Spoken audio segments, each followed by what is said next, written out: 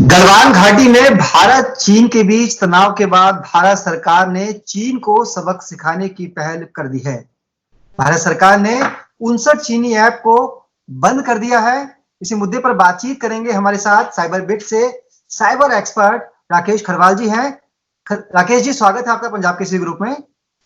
बहुत बहुत धन्यवाद, मुझे बुलाने के लिए बहुत बहुत शुक्रिया आपका।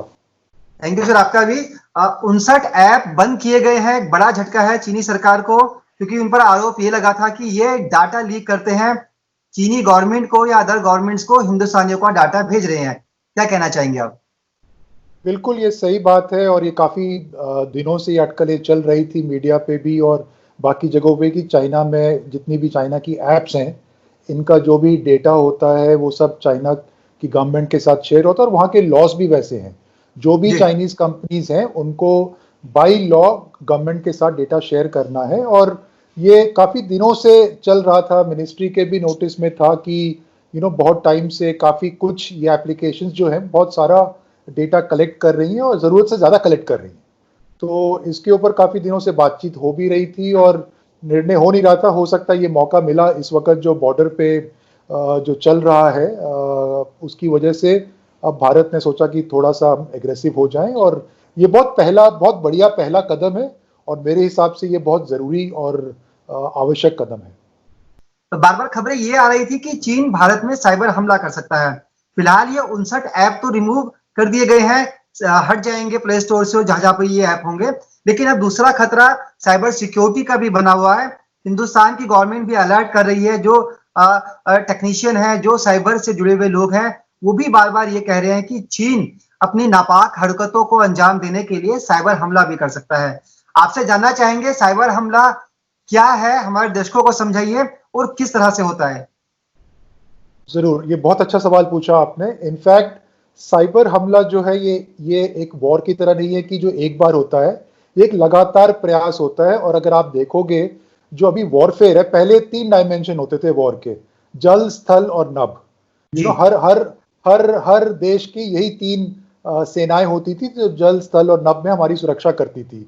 बट पिछले कुछ दशकों में 2 पहलू और जुड़ गए हैं। एक तो स्पेस जुड़ गया है because of satellite communications and all that. Space में भी काफ़ी कुछ आपको प्रिकॉशंस और तैयारी करनी पड़ती है। उसके अलावा साइबर वॉरफेयर को हम 5th डायमेंशन ऑफ वॉर कहते हैं अब। सो साइबर वॉरफेयर एक बहुत बड़ा पहलू हो गया है जिसमें हर कोई ऑफेंसिव और डिफेंसिव स्ट्रैटेजीज पे काम करता है और चाइना ने बहुत सालों से उसके ऊपर लीड ली हुई है और वो काफ़ी एग्रेसिव है। उनकी पूरी एक यूनिट है उनके इसमें जो सिर्फ साइबर वॉरफेयर पे ही फोकस करती है। और पिछले कुछ महीनों में जब से ये बॉर्डर पे टेंशन बढ़ी है, चाइना ने अपनी गतिविधियां बहुत बढ़ा दी हैं। कई गुना आप देखोगे कि बहुत सारे रिपोर्ट्स आ रही हैं गवर्नमेंट से भी, सर्टिन से भी और काफ़ी सारी डिफेंस ऑर्गेनाइजेशन से बहुत ज़्यादा अटैक हो रहे हैं। कोशिश ये होती है साइबर वॉरफेयर में कि किसी तरह उनके जो क्रिटिकल इंफ्रास्ट्रक्चर है उनके अंदर पेनिट्रेट करके उनमें घुसकर उनको किसी तरह कंट्रोल किया जाए ताकि एन वक्त पे, युद्ध के वक्त पे काफ़ी डैमेज किया जा सके। फॉर एग्जांपल, आप पावर सेक्टर है, आप किसी पावर सेक्टर को ही बंद कर दो रिमोटली, तो आप सोचो सारी कम्युनिकेशन सिस्टम, सारी वॉरफेयर सिस्टम्स सब रुक जाती हैं। बैंकिंग सेक्टर हो गया, टेलकोस हो गए, ये सब जगह एक पूरा का पूरा एक जाल होता है जिसमें ये सारी चीज़ों को ये कंट्रोल करना चाहते हैं, घुसना चाहते हैं। इससे कई तरीके होते हैं और ये जो एप्स की जो आपने शुरुआत में सवाल पूछा, ये भी एक तरीका है इंफॉर्मेशन गैदरिंग का कि आप बहुत सारी information, trade secrets, confidential information और बैंकिंग की जैसे आप बात कर रहे हो, इसमें बहुत सारी इंफॉर्मेशन आप पता कर लेते हो पासवर्ड्स के थ्रू, बैंक्स के इंफ्रास्ट्रक्चर्स में घुस के, उनके स्विचेस, राउटर्स को कॉम्प्रोमाइज करके। तो ये एक बहुत बड़ा तरीका है जो दुनिया में अब ये इनफैक्ट बहुत इंपॉर्टेंट पहलू हो गया है किसी भी युद्ध का। अब युद्ध सिर्फ सीमा पे नहीं होती है, युद्ध कई डायमेंशंस पे होती है और साइबर वॉरफेयर एक बहुत अहम हिस्सा है ओवरऑल वॉर स्ट्रेटजी का। माना जाए कि पहला युद्ध भारत ने जीत लिया है साइबर वार का, क्योंकि भारत ने खुद पहल की है। 59 ऐप जिस तरह से रिमूव किए गए हैं, वो एक चीन को सबक सिखाने वाला कदम भारत सरकार की तरफ से उठाया गया है। जो आपने भी कहा कि ऐप्स के थ्रू भी सेंध लगाई जा सकती थी, क्योंकि जब हम कोई ऐप इंस्टॉल करते हैं तो वो हमारी प्राइवेसी से जुड़ी हर चीज की परमिशन ले लेता है। फिर चाहे हमारे कॉन्टैक्ट नंबर हो, टेक्स्ट मैसेज हो, वीडियो कॉल, वीडियो, हर चीज को वो एक्सेप्ट कर लेता है। बिल्कुल सही कहा आपने। और क्योंकि इसके अलावा भी बहुत सारे मैलवेयर और ये इंस्टॉल हो जाते हैं जिसमें आपके सोशल मीडिया के पासवर्ड्स हो गए, बैंकिंग पासवर्ड्स हो गए, ये सब पता करना बहुत आसान हो जाता है इन ऐप्स के जरिए। मैं ये कहूंगा कि ये बहुत अच्छा पहला कदम है। सिर्फ ऐप्स बैन करने से साइबर वॉरफेयर खत्म नहीं हो जाएगा, ये इनफैक्ट और बढ़ेगा, क्योंकि और बहुत से तरीके हैं।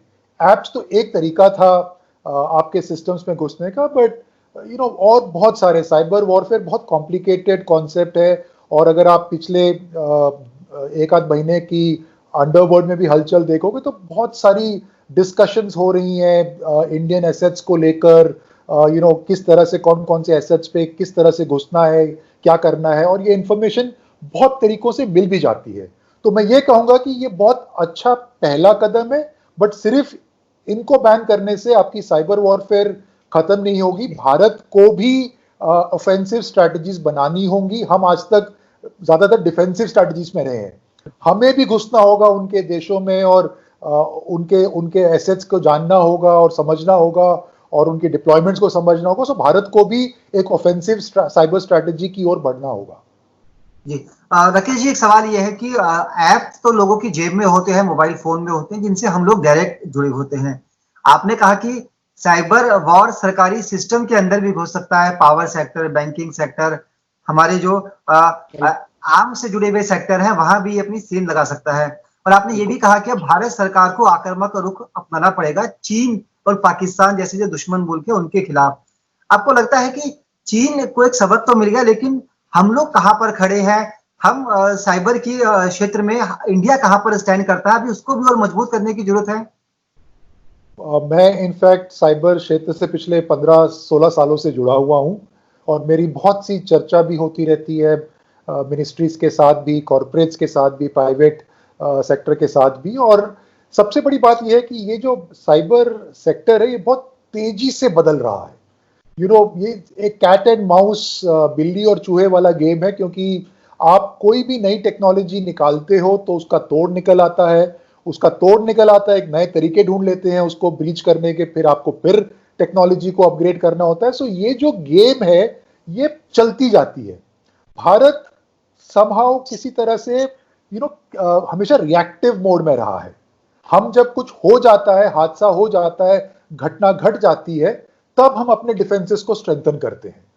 हमें इस स्ट्रैटेजी को चेंज करके, और मैं मानता हूं कि पिछले 4-5 सालों में, या ये कह लो कि 8-10 सालों में काफी कोशिश भी हुई है भारत की ओर से प्रोएक्टिव होने के लिए, क्योंकि साइबर सिक्योरिटी जो गेम है ये अब रिएक्टिव नहीं चल सकती। आपके यहाँ इम्पैक्ट हो गया, दुर्घटना हो गई, ब्रीच हो गया, आपका डेटा जा रहा है, फिर आप एप्लीकेशंस को बैन कर रहे हो। ये जो स्ट्रैटेजी है इसको प्रोएक्टिव करना होगा। हमको समझना होगा कि साइबर अटैक्स किस किस प्रकार से हो सकते हैं, किस किस जरिए से होते हैं, और हमें कॉम्प्रिहेंसिव एंड टू एंड एक स्ट्रैटेजी बनानी होगी। आपको लगता है कि अब जो भारतीय कंपनियां हैं या जो स्वदेशी ऐप्स हैं, उनके लिए एक मौका है इस बाजार को भुनाने का?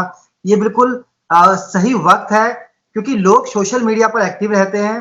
हिंदुस्तान की आबादी का एक बड़ा हिस्सा सोशल मीडिया ऐप्स का इस्तेमाल करती है। तो ऐसे में जो भारतीय बाजार है उसके पास एक बड़ा मौका है इसे भुनाने का। बिल्कुल, बहुत बहुत बढ़िया मौका है ये। मेरा ये मानना है कि हमें इस मौके का वेट नहीं करना चाहिए था, हमें बहुत पहले इसमें सक्रिय होना चाहिए था, और ओपन मार्केट में हमें compete करना चाहिए, बिकॉज हमारे पास पूरा टैलेंट है। अगर आप देखोगे दुनिया के सॉफ्टवेयर बाजार में हिंदुस्तान यूएस के बाद सबसे बड़ा बाजार है, जहां पे हमारे पास काफी मात्रा में ये स्किल्स अवेलेबल है। हम दुनिया के लिए सॉफ्टवेयर बनाते हैं, एप्लीकेशंस बनाते हैं, बट हमने हिंदुस्तान में आईपी नहीं क्रिएट किया है। और ये एक बहुत अच्छा मौका है आत्मनिर्भर भारत के तहत, जो हमारे आदरणीय प्रधानमंत्री भी और सरकार भी पुश कर रही है कि किसी तरह आत्मनिर्भर बना जाए। और मैं मानता हूं और आपसे बिल्कुल सहमत हूं कि ये बहुत अच्छा मौका है कि किसी तरह हम इस मौके का फायदा उठाएं और बहुत सारी वर्ल्ड क्लास एप्लीकेशंस डेवलप करें और ना कि भारत में बल्कि पूरी दुनिया में उसका प्रचार करें। चलिए, बहुत अच्छी जानकारी आपने दी कि चीनी ऐप के हटने के बाद भारतीय बाजार में स्वदेशी ऐप के लिए एक अच्छा मौका है। इस मौके को भुनाना चाहिए। इसके साथ साथ चीन किस तरह से साइबर हमला कर सकता था और भारत ने जो पहल की है, तो पहले पड़ाव पर, पहले ही पायदान पर भारत ने चीन को मुंह तोड़ जवाब दिया है उसके ऐप को अनइंस्टॉल करवाकर। बहुत बहुत शुक्रिया राकेश जी, बातचीत के लिए आपका धन्यवाद। धन्यवाद आपका भी बहुत बहुत, मुझे बुलाने के लिए बहुत बहुत धन्यवाद।